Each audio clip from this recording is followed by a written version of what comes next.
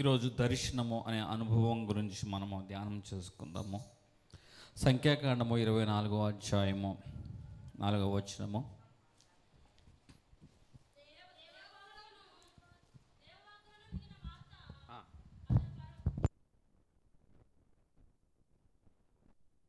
కన్నులు తెరిచిన వాడై సర్వశక్తిని దర్శనమును పొందెను. చాలు.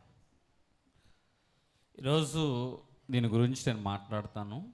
ఈ దర్శనం గురించి మేలైన ఉంటే తీసుకోండి, అవి మనకు ప్రయోజనకరంగా ఉంటే దాని ప్రకారం మనం నడిచే వారంగా ఉందాం. ఇది కొంచెం ఈ సబ్జెక్ట్ అనేది చాలా లోతుగా చాలా కాలం మాట్లాడి దాని మీద అవగాహన చేసుకుంటేనే కానీ దీని గురించి ఒక కంక్లూజన్ అనేది రాలేము. ఏదో 4 విషయాలు మనం నేర్చుకున్న మాటను బట్టి మనం బోధించుకున్న అది బహుశా సంఘాన్ని తప్పు బ్రోవలో నడిపించేదిగా ఉండవచ్చు. దర్శనం కలిగిన అనుభవం కలిగిన వారిని కూడా నిరుత్సాహపరిచేదిగా ఉండవచ్చు. అయితే నేను చెప్పదలుచుకున్న విషయం ఏంటంటే, ఈ దర్శనం గురించి నేను చెప్పదలుచుకున్న మాట, ఏది ఏమైనా సరే వాక్యము ఏమి చెప్తుంది. దర్శనాల గురించి ఇంకా చాలా లోతైన విషయాలు ఉన్నాయి. నేను తెలుసుకునే కొన్ని విషయాలే. పూర్తిగా దాని గురించి ఇంకా నేను బాగా ధ్యానం చేసిన తర్వాత ఇంకా దీని గురించి ఇంకొంచెం కంక్లూజన్ అని ఇస్తాను. అయితే కొన్ని విషయాల గురించి నేను మాట్లాడదలుచుకున్నాను. మనము సహజంగా మనందరికీ కలలు వస్తాయి, దర్శనాలు వస్తాయి, స్వప్నాలు వస్తాయి. దేవుడు తన యొక్క ఉద్దేశాన్ని కళ ద్వారా కానీ, దర్శనం ద్వారా కానీ, స్వప్నం ద్వారా కానీ తెలియజేస్తూ ఉంటాడు. బైబిల్ గ్రంథంలో మనం చూసుకున్నట్లయితే అబ్రహాము యొక్క విషయంలో, అబ్రహాము యొక్క భార్య యొక్క విషయంలో, ఆ యొక్క అబీమెలెకుకి దేవుడు స్వప్నమందు ఆయన్ని హెచ్చరించిన వాడుగా, అబీమెలెకు ఆ స్వప్నములో తనతో పాటు మాట్లాడుచున్న వారితో ఈయన కూడా మాట్లాడుచున్నట్లుగా కనబడుచు ఉంటుంది ఆదికాండం 20వ అధ్యాయంలో. అంటే ఇక్కడ స్వప్నము ద్వారా అబీమెలెకుతో దేవుని యొక్క ఉద్దేశాన్ని దేవుడు తెలియజేస్తున్నవాడుగా కనబడుచున్నాడు. తర్వాత కాలంకి వచ్చేపాటికి యాకోబు పడుకుని ఉన్నప్పుడు అతడు ఒక కల కనినవాడుగా ఉన్నాడు. శ్రద్ధగా వినండి. యాకోబు నిద్రపోతున్నప్పుడు వచ్చింది ఏమిటండి? కళ. అది ఏం కళ? ఆకాశం నుంచి భూమికి అక్కడ వచ్చిన వేలాడుతుందని, అనేక మంది దేవదత్తులు ఎక్కుచూ దిగుచూ ఉన్నారని ఆ యొక్క కళను అతడు చూచినవాడుగా ఉన్నాడు. అతడు ఒక కళ కనినవాడుగా ఉన్నాడు. ఇక్కడ అబీమెలెకు విషయంలో ఏమో దేవుడు స్వప్నం ద్వారా, ఇక్కడేమో కళ ద్వారా. అట్లాగే మంద చెవులు కట్టే సమయంలో, యాకోబు యొక్క మంద చెవులు కట్టే సమయంలో దేవుడు ఒక స్వప్నము ద్వారా మరలా అదే యాకోబుతో మాట్లాడుచున్నాడు. ఇదిగో నేను చూపించు ప్రాంతం ఆ బేతేలుకు నీవు తిరిగి వెళ్ళము అని యాకోబుతో దేవుడు స్వప్నం ద్వారా మాట్లాడుచున్నాడు. ఇక్కడ యాకోబుతో దేవుడు స్వప్నం ద్వారా మాట్లాడాడు కదా. మరలా యాకోబు విషయమై యాకోబు మామగారైన లాబాను దగ్గరికి వచ్చి దేవుడు ఎట్లా మాట్లాడుచున్నాడంటే, స్వప్నం ద్వారానే లాబానుతో మాట్లాడుతున్నాడు. యాకోబుకి అనుకూలంగాని వ్యతిరేకంగాని మీరు మాట్లాడవద్దు, ఏ క్రియలు మీరు చేయవద్దు. ఇప్పుడు యాకోబు తర్వాత ఈ యొక్క వరవడిని ఎవరు కొనసాగించారంటే యాకోబు కుమారుడైన యోసేపు. మొదటి కళ ఏం కళది? ఆ యొక్క పనల యొక్క కళ. మరలా రెండవది కూడా కలగంటున్నాడు. ఆ రెండవది కన్నప్పుడు మరలా ఏంటట? నక్షత్రములు, ఉదయ నక్షత్రాల గురించి, ఆ కళల గురించి మాట్లాడు. యోసేపు విషయంలో మొట్టమొదటిగా దేవుడు తన స్పష్టమైన ఉద్దేశాన్ని ఇక్కడ కళ ద్వారా తెలియచేసిన వాడుగా ఉన్నాడు. ఇప్పుడు యోసేపు చెరసాల్లో ఉన్నాడు. పానదాయకుడు ఒక ద్రాక్ష గెల చూచాడట. ఆ ద్రాక్ష గెల చూచినప్పుడు అది పండింది. దాన్ని మరలా ఏం చేశాడు? గట్టిగా పిసికి ఒక పాత్రలోకి పిండినట్లుగా ఒక కలగన్నాడు. అంటే జరగబోయేది, రాబో 3 రోజుల్లో నీ జీవితంలో ఏం జరగబోతుంది అని పానదాయకుడి విషయంలో దేవుడు స్పష్టంగా కళ ద్వారా తెలియపరిచాడు. ఇప్పుడు భక్ష్యకాడు విషయంలో కూడా ఆ యొక్క బుట్టలో ఆహార పదార్థాలు మోసుకెళ్తుంటే పక్షులు వచ్చి ఏం చేస్తున్నాయట, వాటిని ఎత్తుకుని వెళ్ళిపోయి. ఇక్కడ కూడా కళ ద్వారా కూడా దేవుడు ఏం చెప్తున్నాడంటే రాబో వాటిని, జరగబో వాటిని ఆ భక్ష్యకాడు యొక్క విషయంలో దేవుడు తెలియజేస్తున్నవాడుగా కనబడుచున్నాడు. ఇట్లా మానవులైన వారికి దేవుడు తన యొక్క ఉద్దేశాన్ని స్పష్టంగా తెలియజేయడానికి కొన్ని సందర్భాల్లో స్వప్నము అనే అనుభవము, కొన్ని సందర్భాల్లో కళ అనే అనుభవము, కొన్ని సందర్భాల్లో దర్శనము అనే అనుభవము కనబడుచు ఉన్నది. ఎందుకంటే ఆ బైబిల్ గ్రంథంలో ఆ యొక్క దానియేలు దర్శనము అనేది పొందుకున్నవాడుగా కనబడుచున్నాడు. ఇట్లా ఆ నెబుకద్నెజరు యొక్క విషయంలోనే కానీ, యెహెజ్కేలు గ్రంథంలోని దర్శనాలే కానీ, జకర్యా గ్రంథాల్లో దర్శనాలే కానీ, చాలా విషయాలు దేవుడు తన యొక్క ఉద్దేశాలను ప్రజలైన వారికి తెలియపరచడానికి, ఈ ఆది కాండంలో చాలా విషయాలు కనపడుతున్నాయి. ఐగుప్తు రాజు కలగన్నాడు, 7 బలమైన ఆ యొక్క పశువులు బలహీనమైన పశువుల్ని తినివేసినట్లుగా, 7 బలమైన కంకులు పనలు బలహీనమైన పనలు ఏం చేసిందంటే బలమైన వాటిని మృంగివేసినట్లుగా, ఎక్కువ శాతం ఈ కళలు కానీ స్వప్నాలు కానీ ఎక్కడ కనపడుతున్నాయి అంటే ఆది కాండపు అనుభవాల్లోనే కనపడుచు ఉన్నాయి. అయితే ఇంకొంచెం మనము లోతుకు వెళదాం. అయితే కళ స్వప్నం రెండింటికి మధ్య వ్యత్యాసం మనం తెలుసుకోవాలి. కళ అనేది మనకు అర్థమైపోతుంది, మనం నిద్రపోతేనే వచ్చేదే కళ. మనము ఆ నిద్రపోతూ ఉండంగానే వచ్చేదే కళ. దేవుడు ఒక సమయము మనం నిద్రించిన తర్వాత గాఢ నిద్రలో ఆ యొక్క కళ ద్వారా దేవుడు మాట్లాడతాడు. రెండవ అనుభవము, స్వప్నం. మనం మెలకుగానే ఉండంగానే దేవుడు ఏం చేస్తాడు, స్వప్నంగా మాట్లాడతాడు. ఎట్లా? బైబిల్ గ్రంథంలో ప్రవక్త అయిన జకర్యా ఉన్నాడు. ఈ జకర్యా మందిరంలోకి వెళ్ళి ధూపం వేయుచుండగా ధూపం దగ్గర ఒక దేవదూత జకర్యాతో మాట్లాడుతుంది, గర్భఫలం గురించి మాట్లాడుతుంది. అతడు ఆ గర్భఫలము పొందుకుంటాడని చెప్పిన తర్వాత జకర్యా బయటకు వచ్చాడు. వాస్తవంగా అతడు పొందుకున్నది స్వప్నము, అతడు పొందుకున్నది ఏమిటి? స్వప్నము. కానీ బయటకు వచ్చిన తర్వాత అతడు ఏమీ మాట్లాడలేకపోవటం చూచి వారు ఏమనుకున్నారు, దర్శనము పొందుకున్నారు అని దేవుడు అతనికి దర్శనం ఇచ్చాడని అనుకుంటున్నారు. ఇంకొంచెం లోతుగా మరియా ద్వారా దేవుడు మాట్లాడుతున్నాడు, ఇదిగో నీ గర్భమందు ఒక శిశువు పురుస్తాడు. అది స్వప్నమందు మరియతో దేవుడు మాట్లాడుతున్నాడు. కానీ ఏసేపు నిద్రించిన తర్వాత మరియ గర్భవతి అని విడిచిపెట్టాలి, విడనాడాలి అని అనుకుంటున్నప్పుడు కలలో ఏసేపుతో దేవుడు మాట్లాడుతున్నవాడుగా ఉన్నాడు. అంటే ఈ వేరియేషన్ కొంచెం మనం తెలుసుకుంటే మన యొక్క ప్రసంగాన్ని మనం కొంచెం ముందుకు కొనసాగించగలుగుతూ ఉంటాం. చాలామందికి దర్శనములు, కళలు, స్వప్నములు వస్తూ ఉంటాయి. అయితే కళే కానీ, దర్శనమే కానీ, స్వప్నమే కానీ దేవుడు మనకి తెలియపరిచినప్పుడు అది నిజంగా దేవుని చిత్తానుసారంగా ఉంటుందా లేదా అన్నది మనం తెలుసుకోవాలి. దైవం చిత్తానుసారంగా ఉందా లేదని మనం ఎట్లా తెలుసుకోగలుగుతాం? మనము దేవునితో సంబంధాన్ని కలిగి, ప్రార్థన అనుభవం కలిగి, వాక్యపు మీద అనుభవాలు కానీ, లోతుల్లో కానీ మనం ఎదిగిన వారుగా ఉన్నట్లయితే, మనం ఎరిగిన వాక్యమే చాలా వరకు మనలో ఉన్న ఆ యొక్క గందరగోళాన్ని తీసివేసేస్తుంది.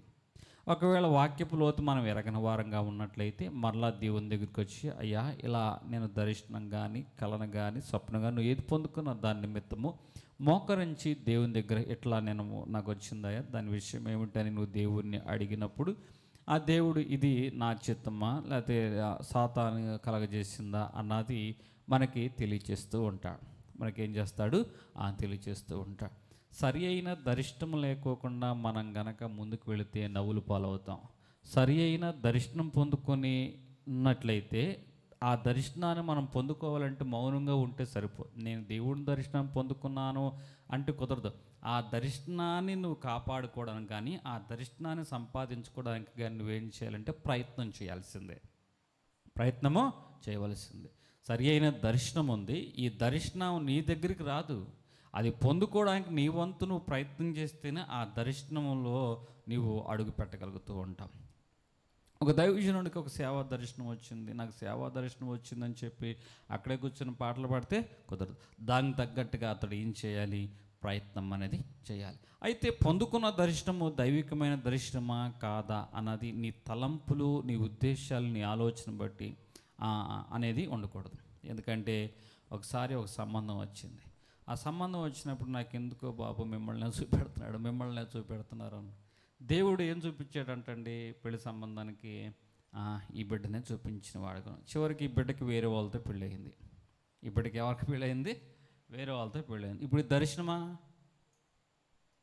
కాబట్టి మనం పొందుకునేవి కొన్ని కలలే కానీ, స్వప్నాలే కానీ, దర్శనాలే కానీ, అవి మన మనసులోని ఆలోచనలు, తలంపులు, ఉద్దేశాలు చొప్పున అవి మనకి కలిగినాయా? దేవుని యొక్క ఉద్దేశాన్ని స్వతహాగా మనకి తెలియచేశాడా అన్న విషయంలో నీకు స్పష్టత రావాలి అంటే మొదటగా వాక్యాన్ని ఎరిగిన వాడిగా ఉండాలి. వాక్యాన్ని ఎరిగినట్లయితే ఎరిగిన వాక్యము ఏం చేస్తుందంటే నీకు ఒక స్పష్టత తీసుకొస్తుంది. వాక్యం మీద స్పష్టత లేనప్పుడు దేవుని సన్నిధానంలోకి వచ్చి మోకరించి ప్రార్థన చేసి దేవుని యొక్క ఆ యొక్క ఆలోచన విధానం ఏమిటో నువ్వు తెలుసుకున్నప్పుడు ఆ దర్శనం గురించి నువ్వు విధానంగా ముందుకు వెళ్ళగలుగుతూ ఉంటాం.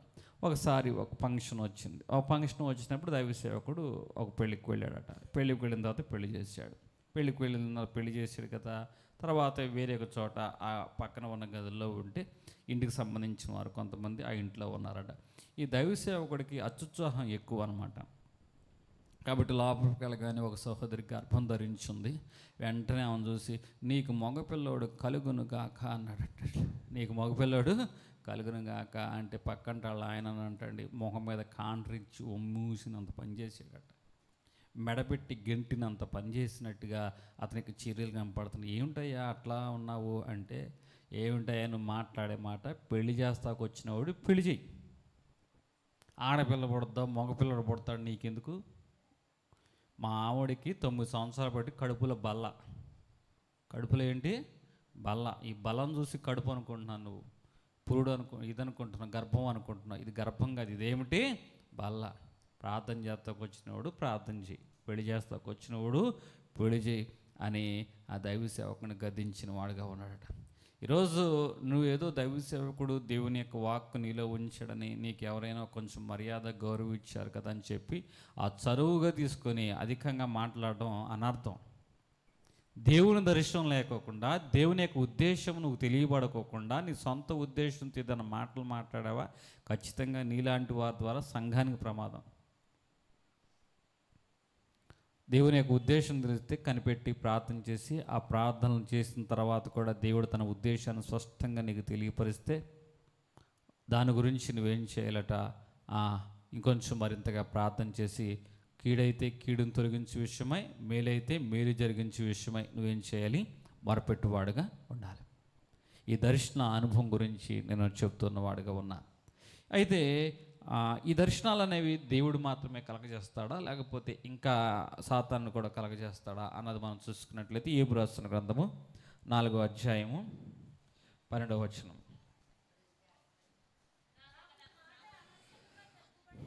నాకొక మాట రహస్యంగా తెలపబడెను, నా చెవిలో ఒకడు గుసగుసలాడినట్టు అది నాకు వినపడెను. గాఢ నిద్ర మనుషులకు వచ్చు సమయమున రాత్రి కలల వలన పుట్టు తలంపుల్లో అది కలిగెను. భయమును వణుకును నాకు కలిగెను. అందువల్ల నా ఎముకలన్నీ కదిలెను. ఒకని శ్వాసము నా ముఖమును కొట్టగా నా శరీరములో పులకరించెను. అది నిలబడగా దాని రూపము నేను గుర్తుపట్టలేకపోతుని. ఒక రూపము నా కనుల ఎదుట ఉండెను. మెల్లనైన యొక్క కంఠస్వరము నేను వింటిని. ఏమనగా, దేవుని సన్నిధిని మృత్యులు నీతిమంతులగుదురా, తమ్ము సృజించిన వాని సన్నిధిని నరులు పవిత్రులగుదురా. ఆయన తన సేవకులను నమ్ముటలేదు, తన దూతల యందు లోపమును కనుగొనుచున్నాడు. చూసారా ఎంతగా మాట్లాడుతున్నాడు చూడండి. నాకొక మాట రహస్యంగా తెలపబడిను, నా చెవులు ఒకడు గుసగుసలాడినట్లు అది నాకు వినపడను. గాఢ నిద్ర మనుషులకు వచ్చు సమయమున రాత్రి కలల వలన పుట్టు తలంపుల్లో అది కలిగెను. గాఢ నిద్ర మనుషులకు వచ్చు సమయంలో రాత్రి కలల వల్ల పుట్టు తలంపులలో అది కలిగెను. అది కలిగినప్పుడు ఏం వచ్చిందట? భయమో అనుకోవచ్చు. దేవుని యొక్క దర్శనం ఎప్పుడు కూడా అస్పష్టంగా ఉంటుందా? దేవుడు ఆదికాండములో భక్తులైన వారికి తన దర్శనాన్ని తెలియజేశాడు. ఎక్కడే కానీ అస్పష్టంగా ఎక్కడైనా తెలియజేసి స్పష్టంగా దేవుడు తన యొక్క ఉద్దేశాన్ని తెలియజేశాడు. నృత్యన విషయంలో కానీ, పనుల విషయంలో కానీ, సూర్యచంద్ర నక్షత్రాల విషయంలో కానీ, సొప్పన విషయంలో కానీ అస్పష్టంగా ఎక్కడ దేవుడు ఎప్పుడైనా సరే గుసగుసలాడతారా? కొంతమంది గుసగుసలాడతారు. అమ్మ ఏంటమ్మా అంటే, ఈయనకి ఏం అర్థం కావట్లేదు కాబట్టి ఏంటమ్మా. ఆమె ఏమంటుందంటే గుసగుసలు ఆడుకుంటున్నారండి అంటే, గుసగుసలు అంటే సగం అర్థమవుతాయి, సగం అర్థం కావని అర్థం. హల్లెలూయా. అంటే దేవుడు ఎప్పుడు కూడా సగం అర్థమయ్యి అర్థం అవునట్లుగా దర్శనాన్ని కానీ, కళలు కానీ, స్వప్నం కానీ ఇస్తాడా? అంటే కొన్ని దర్శనాలు కానీ, కొన్ని కళలే కానీ, కొన్ని స్వప్నాలే కానీ దేవుని వల్ల పుట్టినవి కావు, అవి అపవాది వల్ల కూడా కలిగినవి. యోధాకి ఒక దర్శనం, ఒక కళ అనుకోండి. అతడు ఎవరి చేత?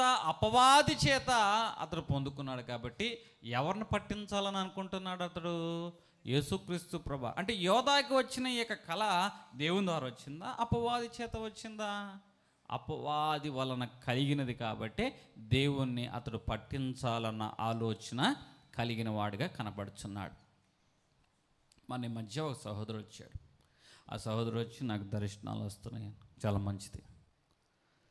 రాత్రి పడుకున్న తర్వాత ఎదురు రూముల మీద ఒక వ్యక్తి వచ్చి గట్టిగా గుద్దుతున్నట్టు, పేకను పిసుకుతున్నట్టు, జుట్టు పీకుతున్నట్టు ఆ దర్శనం వస్తుంది. నాకు ప్రాణము బాగుంటలేదయ్యా, నాకు ఎవరో ఏదో చేశారు అన్నట్లుగా మాట్లాడుతున్నాడు. నేను ఒకటే చెప్పా, అయ్యా అసలు నువ్వు పగలు నిద్రపోతున్నావా అన్న. ఎందుకు నిద్రపోవట్లేదు? నాకు అమ్మగా నిద్రపోతున్నా. ఇక మీదట పగలు నిద్రపోవడం మానేసి పగల పనిచేయడం నేర్చుకోయా అన్న. హల్లెలూయా. పగలంతా నిద్రపోతే ఎట్లాంటిగా ఇంకేం వస్తాయండి? హల్లెలూయా. ఒంటి నిండా కష్టపడితే కష్టపడినోడికి అటండి అది ఎంత రాయి అయినా సరే దుండులాగానే ఉంటుంది. పగలంతా ప్రయాణం చేసిన యాకోబుకి ఆ రాయి ఎలాగుంది? దుండులాగా ఉంది. నేను చెప్తున్న మాట ఏమిటి అంటే, మనం సరిగ్గా పగలంతా కష్టపడితే మంచి విషయం. కష్టపడకపోతే ఇట్లాంటి పిచ్చి ఆలోచనలు, పిచ్చి మాటలు, పిచ్చి కళ్ళన్నీ వస్తూ ఉంటాయి. ఇంకా మనం తలంపులు కూడా చాలా ఉన్నతంగా ఉండాలి. రకరకాలైన తలంపులతో మన పడకల మీదకి కానీ, నిద్రలోకి కానీ వెళ్ళామనుకోండి, ఆ తలంపులు ఆలోచనకు తగ్గట్టుగానే మనం పొందుకునే స్వప్నమే కానీ, దర్శనం కానీ. ఎందుకంటే మన పరిస్థితులు బాగోలేనప్పుడే బాగోని పరిస్థితులు తగ్గట్టుగా మన ఆలోచనలు ఉంటాయి. ఆ ఆలోచన తగ్గట్టుగానే మనకేమొస్తాయి అంటే ఈ కళలు కానీ, దర్శనాలు కానీ వచ్చేవిగా ఉంటాయి.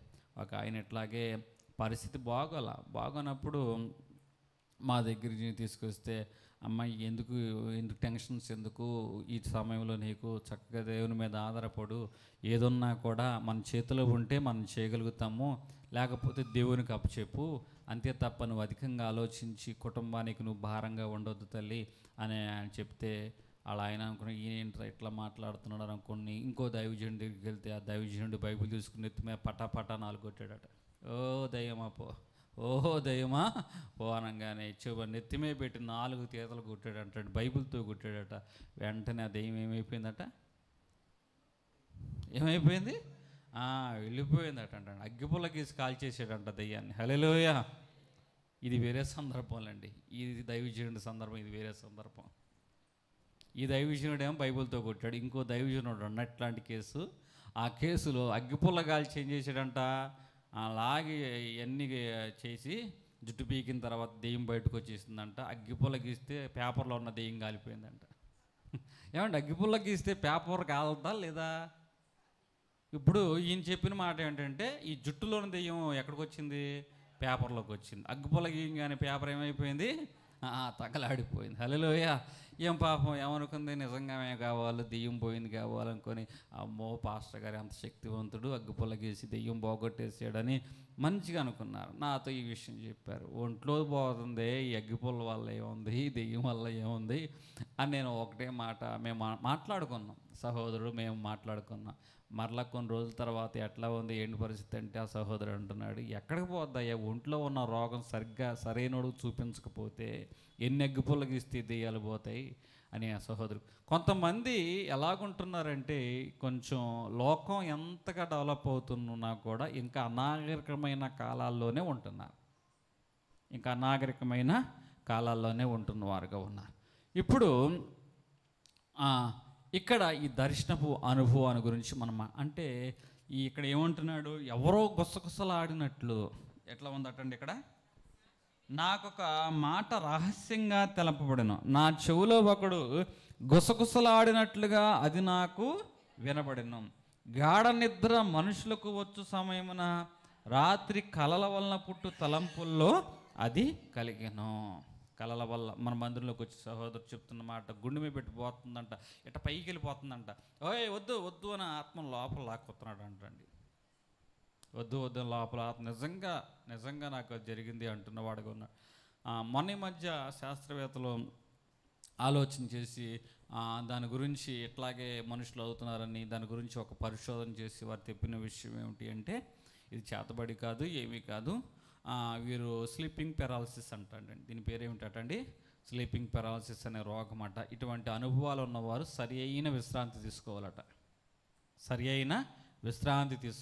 సరి అయిన ఆహారాన్ని కానీ సరి అయిన ఆ యొక్క ఆలోచన సరళిని కానీ కలిగి ఉంటే కానీ ఈ అనుభవాల నుంచి వారు బయటకు రాలేరని దానికి సంబంధించిన థెరపీని వారు స్టార్ట్ చేసిన వారుగా కనపడుచు ఉన్నారు.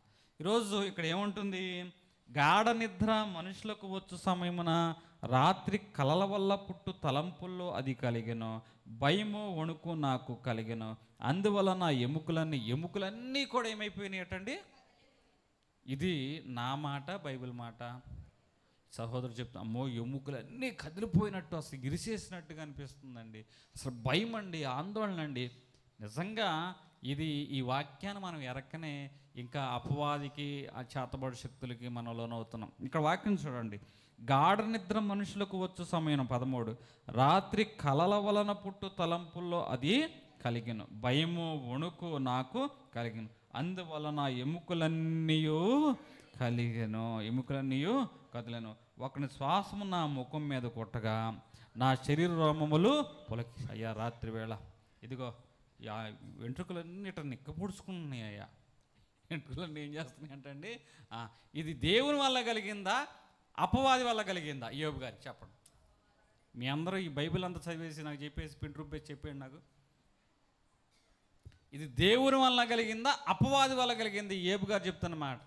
ఎలీఫజ్ అంటాడు, నీలో ఏ పాపం ఉందో అందుకే నీకు ఎట్లాంటివన్నీ కలుగుతున్నాయి అని ఎలీఫజ్ అనే స్నేహితుడు ఆ యొక్క యోబుతో మాట్లాడుచున్నాడు. కానీ వాస్తవంగా దేవుని దర్శనము, దేవుని కళ, దేవుని స్వప్నంతో కాడు, అపవాది యొక్క దర్శనము, అపవాది యొక్క కళ, అపవాది యొక్క స్వప్నం కూడా ఉంటాయని ఈ యొక్క యోబు స్పష్టంగా మాట్లాడుచున్నాడు. హల్లెలూయా.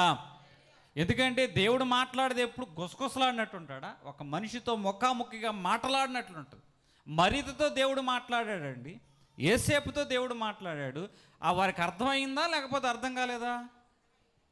గుసగుసలాడాడు దేవుడు. ఇక్కడ యాకోబుతో దేవుడు మాట్లాడు, అమ్మో అని నిజంగా దేవుని భయం గల స్థలం అని చెప్పి ఒక రాత్రి నిలబెట్టి అతడు అభిషేకించాడు. గుసగుసలు ఎప్పుడు ఆడలేదే దేవుడు తన యొక్క కళను కానీ స్వప్నం కానీ దర్శనంతో మాట్లాడినప్పుడు. కానీ ఇక్కడేం కనపడుతుందట గుసగుసలో, అంటే నాకేం అర్థం కావడంలా, నాకేమీ పాల్పోవడంలా అని ఆ సహోదరుడు మాట్లాడుతూ ఉంటారు. భయపడుతుంది, కొంచెం బయట ఇంకొంచెం మనము లోతుగా వెళదాం. ఇర్మియా రాసిన గ్రంథము 14వ అధ్యాయము. ఇక త్వరగా కొన్ని రెఫరెన్స్లు మనం చదువుకొని మిగతాది ఇంకో సమయం కుదిరినప్పుడు లోతుగా వీటి గురించి మనం ధ్యానం చేసుకుందాం. ఇర్మియా 14:14. యెహోవా నాతో ఇట్లా, నేను ప్రవక్తలు నా నామం బట్టి అబద్ధములు ప్రకటించుచున్నారు, నేను వారిని పంపలేదు, వారికి ఆజ్ఞ ఇవ్వలేదు, వారితో మాట్లాడలేదు, వారు అసత్య దర్శనమును, శకునమును, మాయాతంత్రమును హృదయములో పుట్టించు వంచనను ప్రకటన చేయుచు ఉన్నారు. ఎంత బాధాకరం అండి. ఇది అసత్యమైన దర్శనం. ఇక్కడ అబద్ధ ప్రవక్తల గురించి దేవుడు వాక్యం చెప్తుంది. ఇది అసత్యమైన దర్శనం, తమకు తోచిన దర్శనం గురించి మాట్లాడుతున్నారు. హృదయంలో పుట్టిన వంచనతో కూడిన దర్శనం గురించి మాట్లాడుతున్నారు. ఒక సందర్భం చెప్పాను, మళ్ళా చెప్తున్నా. ఈ పాస్టర్ గారి ఇంట్లో అటండి రాత్రిపూట కరెంట్లో ఫ్లక్చువేషన్స్ సరిగ్గా లేకపోవడం వల్ల ఫ్రిడ్జ్ కాలిపోయిందంట.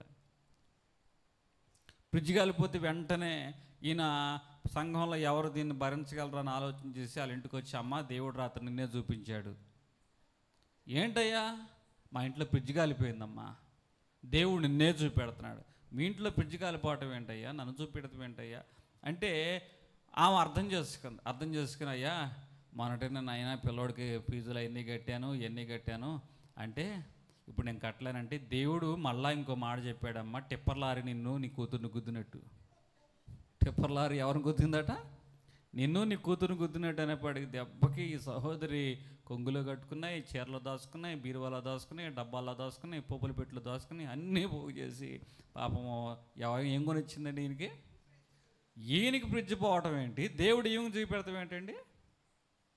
అందుకే వారు హృదయంలో తోచిన వంచనతో కూడిన ప్రకటన చేయొచ్చు. వంచనతో కూడిన ప్రకటన అదేమంటే ఇది దేవుడు వారితో మాట్లాడకపోయినను, వారితో చెప్పకపోయినను, వారిని పంపించకపోయినను ఇది యెహోవా వాక్కు. ఏమంటున్నారట? ఇది యెహోవా వాక్కు అని వారు ప్రకటన చేయుచు ఉన్నారు. ఇది రెండో విషయం, అసత్యమైన దర్శనము. రెండు, కపటముతో అదే తమకు తోచిన దర్శనం గురించి విలాప వాక్యాలు 2వ అధ్యాయము 14.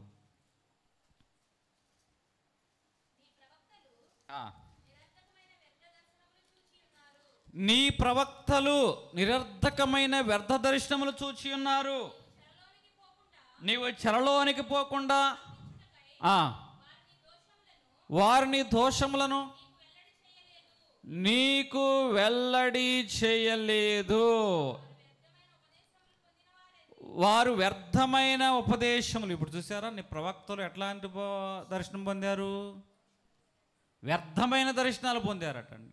నీ ప్రవర్తన మార్చుకున్నట్లు కానీ నువ్వు అపవాది పరలోకం అదేంటి నరకంలోకి వెళ్ళకోకుండా నీ పాపాలు గడుక్కొని దేవుని యొక్క రాజ్యంలోకి వచ్చినట్టుగా వారి దర్శనాన్ని పొందుకోలేదు.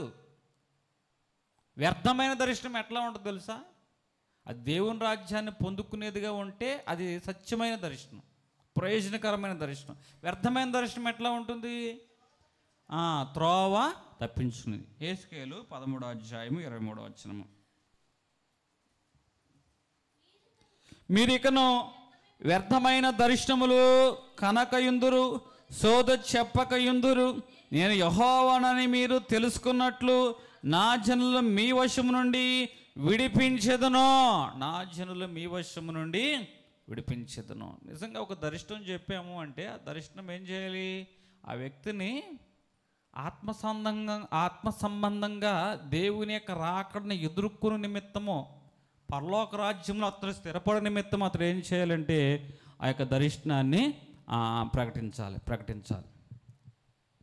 ఈరోజు నీవైనా నేనైనా సరే ఒక దర్శనము అనేది మనము పొందుకున్న ఆ దర్శనము ఒక వ్యక్తిని ఆత్మ సంబంధంగా బలపరిచేదిగా ఉండాలి. ఒకసారి సాధు సుందర్ సింగ్ గారు ఒక దర్శనం, ఒక నాస్తికుడు, ఒక తత్వవేత్త అనే జ్ఞానం కలిగిన వాడు అంటాడు,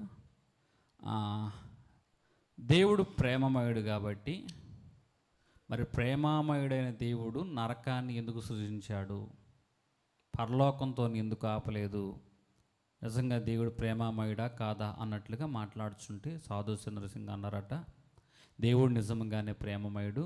తన నామమును బట్టి నీతిని బట్టి ఎవరైతే నడుస్తారో నడిచే వారందరినీ న్యాయం చొప్పున వారిని పరలోకానికి తీసుకువెళ్తాడు. పరలోక రాజ్యం వారికి సిద్ధపరిచాడు. కానీ నరకం అనేది మనుషుల కోసం తయారు చేసింది కాదు, అపవాదికి సంబంధించింది. ఇది అపవాది యొక్క క్రియలకు బట్టి ఆ నరకాన్ని దేవుడు ఏర్పాటు చేశాడు. కానీ మనుషులైన వారు అపవాది యొక్క క్రియలను అనుసరించి నడుచుకుంటూ దేవుని భయం లేకుండా ఉంటున్న వారుగా ఉన్నారు. ఎప్పుడైనా సరే వారికి దేవుడు అవకాశం ఇచ్చాడు. అవకాశం చొప్పున వారు గనక దేవుని వైపు చూస్తే పరలోకము, లేకపోతే నరకము అని చెప్తూ ఉంటే, ఏది ఏమైనా కూడా దేవుడు నిజంగా ప్రేమమయుడైతే ఇట్లాంటివన్నీ కూడా కలగజేయడానికి చాలా వాదన చేశాడట. ఒకరోజు ఇతడు చనిపోయాడు. చనిపోయిన తర్వాత ఇతనికి ఆత్మ ఎక్కడికి కొనుక్కోబడుతుంది? నరకానికి కొనుక్కోబడుతున్నప్పుడు ఆ నరకానికి కొనుక్కోబడుతున్న ఆత్మ కలిగిన ఆ తత్వవేత్త ఏమంటున్నాడో తెలుసా? ఫిలాసఫర్ ఏమంటున్నాడంటే, అయ్యా నువ్వు ప్రేమమయుడుగయ్యా, నా ఆత్మ నశించిపోతుంది, నేను నరకంలోకి వెళ్ళిపోతున్నా, నన్ను రక్షించు అన్నట్లుగా దేవుడికి మొరపెట్టినప్పుడు వెంటనే దూత తన బిడ్డలను పంపించి, దేవుడు తన దూతలను పంపించి ఒక మెరుపుపాట్లు రెప్పపాట్లు వారిని పరలోకపు ద్వారం దగ్గర తీసుకొచ్చినప్పుడు, ద్వారం దగ్గర ఎవరు ఉన్నారంటే సాధు సింగ్ గారు ఉన్నారట. అయ్యా ఇదిగో దేవుడు ప్రేమమయుడు అన్నా కదా, నాకు ఎక్కడ ఏ విషయం మాట్లాడాలో నాకు తెలుసయ్యా. ఇదిగో ఆయన ప్రేమమయుడన్న దెబ్బకు నన్ను పాతాళంలోకి వెళ్ళేవాడిని ఎక్కడ నడిపించాడు? పరలోకంలోకి నడిపించాడు. పరలోకంలోకి నన్ను నడిపించాడు.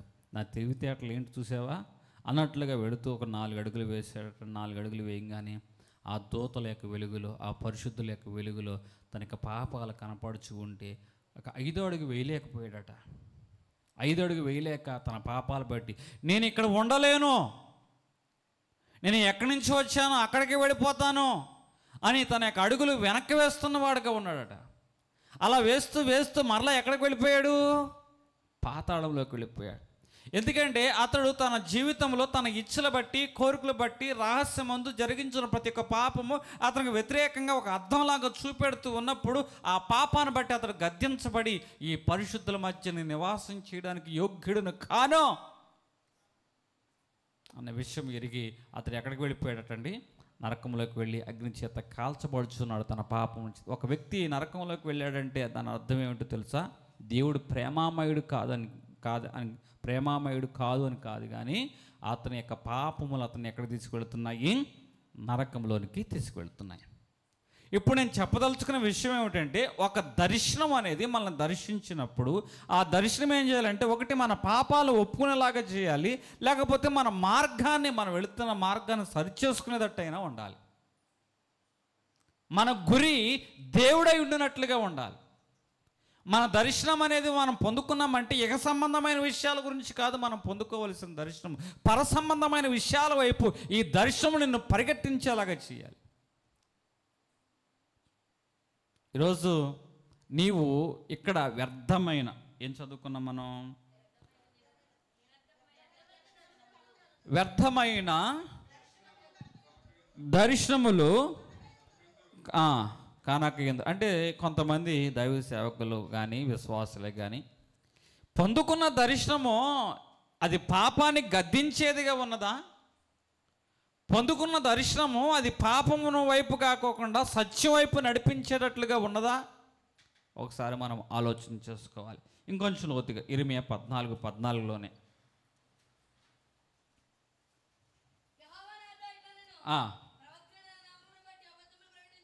ప్రవక్తలు నా నామమును బట్టి అబద్ధమును ప్రకటించుచున్నారు, నేను వారిని పంపలేదు, వారికి ఆజ్ఞ ఇవ్వలేదు, వారితో మాటలాడలేదు, వారు అసత్య దర్శనమును, శకునమును, మాయాతంత్రమును తమ హృదయములో పుట్టిన వంచనమును ప్రకటన చేయుచున్నారు.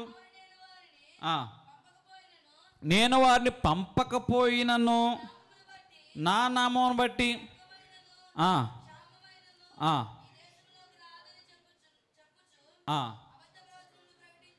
మరణమైనను క్షామమైనను మీ దేశంలోనికి రాదని ప్రకటించుచు ప్రవక్తల గురించి చూసారా? అబద్ధ ప్రవక్తల గురించి కానీ దర్శనాలు పొందుకునే వారి గురించి ఎంత స్పష్టంగా చెప్తున్నాడు. యేసకేలు 13:8. కావున ప్రభువైన యెహోవా ఇలాగూ సెలవిచ్చుచున్నాడు, మీరు వ్యర్థమైన మాటలు పలుకుచు నిరర్ధకమైన దర్శనములు కనుచున్నారు గనక నేను మీకు విరోధిని. వ్యర్థమైన దర్శనములు కనుచు నమ్మదగని సోదిగాండ్రైన ప్రవక్తలకు నేను పగవాడును, వారు నా జనుల సభలోనికి రారు. అంటే ఇట్లా దర్శనాలు చెప్పుకొని కాలాలు చెప్పుకునే వారిని గురించి చెప్తున్నాడు. వారు నా జనుల సభలోనికి రారు అంటే వీరు ఎక్కడికి వెళతారు? ఇక్కడ మనిషికి 2 మరణాలు ఉన్నాయి. ఒకటి శారీరక మరణము, రెండోది ఆత్మీయమైన. దీన్ని 2వ మరణం అని బైబిల్ చెప్తుంది. మనము నిత్య జీవంలోకి వెళ్ళిన వారికి ఏమో 2వ మరణం లేదు. తీర్పులోనికి వెళ్ళిన వారికి ఏముందో తెలుసా? 2వ మరణం ఉంది. ఇప్పుడు నిత్య జీవం వెళ్ళిన వారేమో తన జనులు తన గుంపులో ఉన్నారు. తీర్పులోకి వెళ్ళిన ఒక గుంపు ఉంది. ఆ గుంపులో ఎవరున్నారో తెలుసా? వ్యర్థమైన దర్శనాలు, దేవుడు చెప్పకపోయినను, పంపకపోయినను, మాటలాడకపోయినను, హృదయములో పుట్టిన వంచనతో కూడిన మాటలు ప్రకటించుచు ఉన్న వారిని చూచి ఏమని, వీరు నా జనులు కాదు, నేను వారికి పగవాడిని, నేను వారికి విరోధిని, నా సభలోకి వారు రారు. 8వ అధ్యాయము 3వ వచనం.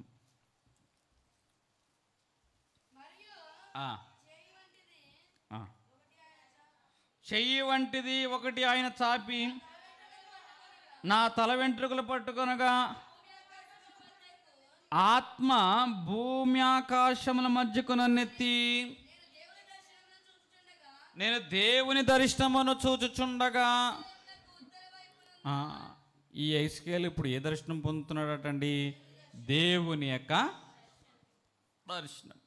ఇప్పటి వరకు మనం చెప్పుకున్నాం. అసత్యమైన దర్శనం ఒకటి, తమకు తోచిన దర్శనం ఒకటి, వ్యర్థమైన దర్శనం ఒకటి. కానీ ఇక్కడేం చెప్తున్నాడు ఈ దైవజనుడు? దేవుని దర్శనము, దేవుని దర్శనము. చూచుండగా యెరూషలేమునకు ఉత్తర వైపున ఆవరణ ద్వారం దగ్గర రోషము పుట్టించు విగ్రహమ స్థానంలో నన్ను దింపెను. అంతటా లోయలో నాకు కనబడిన దర్శన రూపముగా ఇశ్రాయేలు దేవుని ప్రభావము అచ్చట కనబడను. ఏం ప్రభావం కనపడిందటండి? దేవుని ప్రభావము అక్కడ కనపడను. రోషము పుట్టించు విగ్రహముల స్థానంలో నన్ను దించాను. దేవుని యొక్క దర్శనం చూడండి. దర్శనం ఎప్పుడు ఒక వ్యక్తిని సరిచేయడానికి, తన గమ్యాన్ని, తన గురిని తెలియజేయడానికి, దేవుని యొక్క ఉద్దేశము, ఆలోచన అతనికి వ్యక్తపరచడానికి దర్శనం అనేది ఉంటుంది. ఇంకొంచెం లోతుగా మనం వెళదాం. యేస్కేలు 13వ అధ్యాయము 16వ వచనము. యెరూషలేముకు సమాధానం లేకపోయినను ఆ పోతపోయేవారు సమాధానార్థమైన దర్శనములు కనుచు ప్రవచించువారు ఇశ్రాయేలు ప్రవక్తలు. ఇదే ప్రభువగు యెహోవా. యెరూషలేముకు సమాధానం లేకపోయినను వీరేం పొందుతున్నారంటండి? చెప్పండి. ఆ పోతపోయేవారు, ఇక్కడ ఇది అండర్లైన్ చేసుకోవాలి. ఆ పోతపోయేవారు సమాధానార్థమైన దర్శనములు కనుచు ప్రవచించువారు. సమాధానార్థమైన దర్శనములు కనుచు ప్రవచించువారు. ఇంకొంచెం తర్వాత యేస్కేలు 21:29.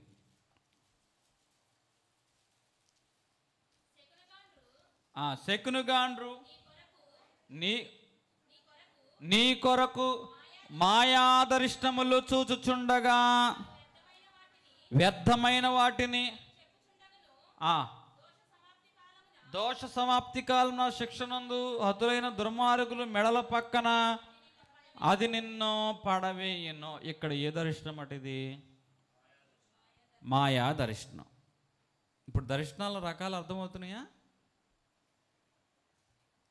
మాయా దర్శనం ఒకటి ఉంది, వ్యర్థమైన దర్శనం ఒకటి ఉంది, అసత్యముతో కూడిన దర్శనం ఉంది, మనసుకు తోచిన వంచనతో కూడిన దర్శనములు అనేవి ఒకటి ఉన్నాయి, దేవుని యొక్క దర్శనాలు ఉన్నాయి, సమాధానకరమైన దర్శనాలు ఉన్నాయి. ఇప్పుడు ఇంకొంచెం హోషేయ 8వ అధ్యాయం 9వ అధ్యాయం 8వ వచనం.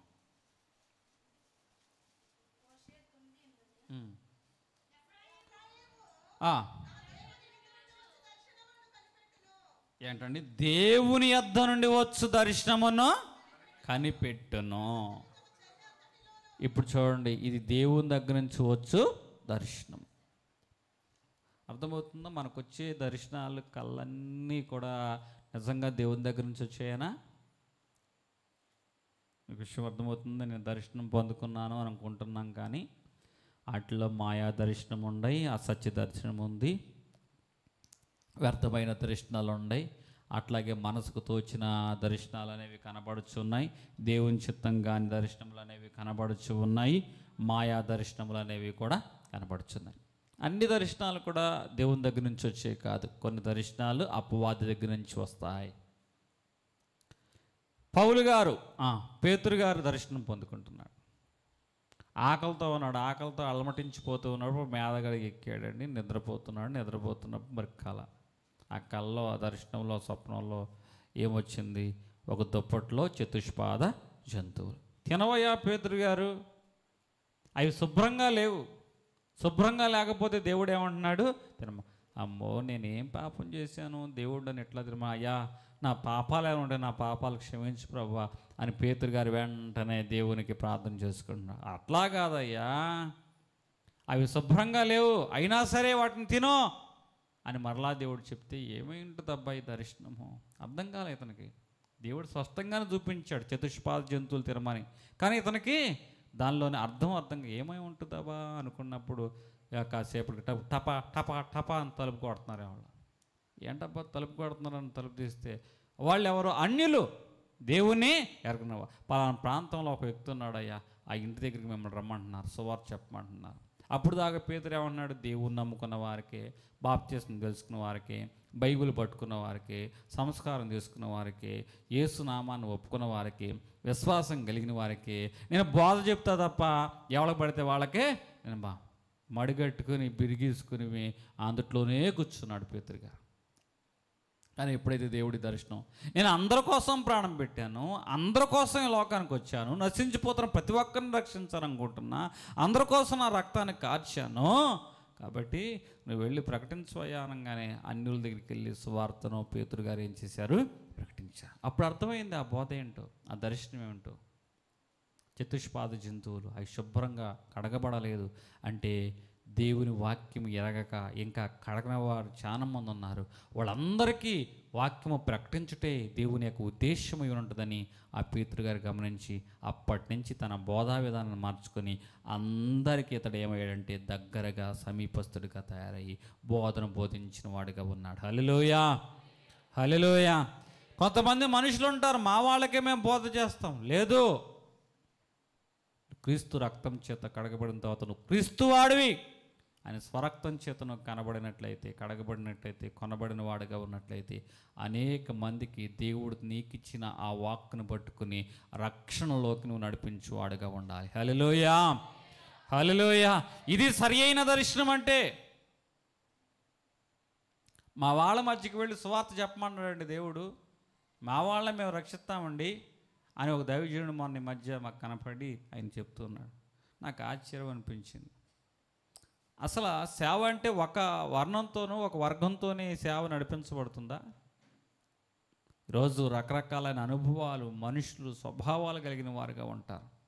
వారందరికీ మనం ఏం ప్రకటించాలో తెలుసా? సువార్తను మనము ప్రకటించువారుగా ఉండాలి. యేసుక్రీస్తు ప్రభువారు బావి దగ్గర ఉన్న స్త్రీ దగ్గరికి వెళ్ళాడు, పాపాత్ముడైన జక్కయ్య దగ్గరికి వెళ్ళాడు.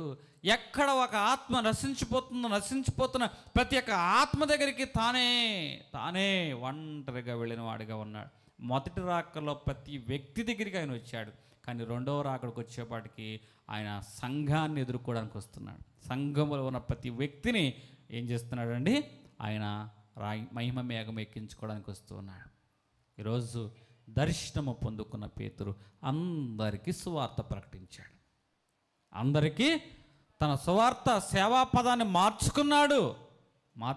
అప్పటి వరకు సువార్త అంటే కొంతమందికి అనుకున్నాడు, కానీ ఇప్పుడు సువార్త అంటే అందరికన్న విషయం మాత్రం అర్థం చేసుకుని తన పదాన్ని, మార్గాన్ని మార్చుకున్నాడు. ఒక దర్శనం ఏం చేయాలంటే నిన్ను మరింతగా పవిత్రంగా మార్చాలి, మరింతగా ప్రకాశించే దీపంగా మార్చాలి, మరింతగా అనేక మందికి వెలుగు చూపించే ఆ యొక్క కాకడాగా మార్చాలి, మరింతగా ఆ వ్యక్తిని పాపాల గురించి పశ్చాత్తాపడినట్లు నీతి వైపు నడిపించినట్లుగా ఉండాలి, సత్యం వైపు అతన్ని నడిపించినట్లుగా ఉండాలి. అంతే తప్ప మాయా మాటలు, వంచనతో కూడిన మాటలు, అబద్ధంతో కూడిన ఇవన్నీ నీ సొంత ఇచ్ఛలో ఎదుటి వారికి ఇది దర్శనంతో అని చెప్పి దేవుని నామాన్ని మనం ఏం చేయకూడదు, అవమానపరచకూడదు. దేవుడు కొద్ది మాటలు మన వెడుకల్లో దీవించును గాక. దేవుని చిత్తమైతే